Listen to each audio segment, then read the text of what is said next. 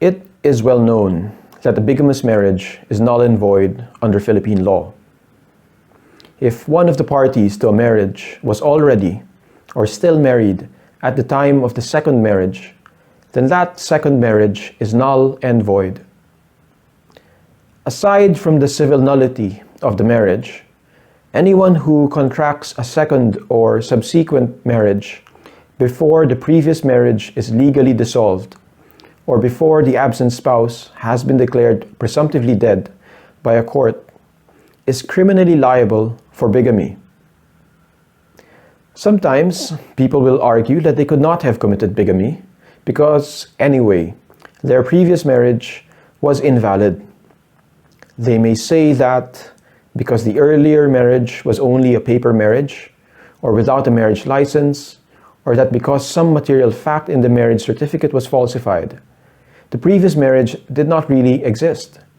And so they can remarry without being liable for bigamy and without the second marriage being invalid. That is wrong. The Family Code and the Revised Penal Code together are clear that it is only through a court decision that the previous marriage can be declared invalid or null and void for purposes of remarriage. A private person cannot just take it upon himself to decide that his previous marriage was without effect, was null and void. If he wishes to remarry, he has to file and win a case in court to have the first marriage declared null and void. The case for nullity of marriage must be filed with the family court of the province or city where you or your spouse resided at least 6 months prior. The courts are quite strict about this residency requirement, so that failing to file the case at the proper court or venue would result in the dismissal of the case.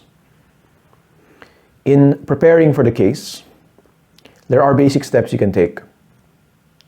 First among them is gathering the evidence that will be needed for the court. These include obtaining an advisory on marriages from the Philippine Statistics Authority. This is the equivalent for married persons of the Certificate of No Marriage of single persons.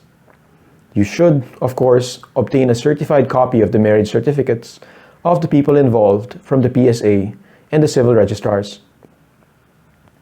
Other evidence, such as photographs, letters, and related documents proving the identities and relationships of the spouses, should also be gathered.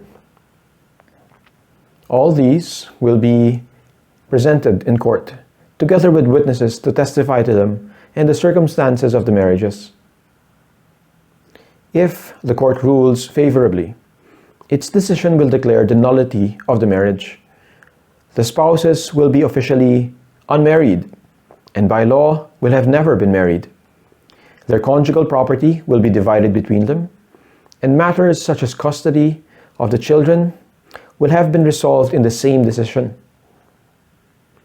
If the court rules for the nullity of the marriage and the decision becomes final, this will have to be registered in the Philippine Civil Registry System.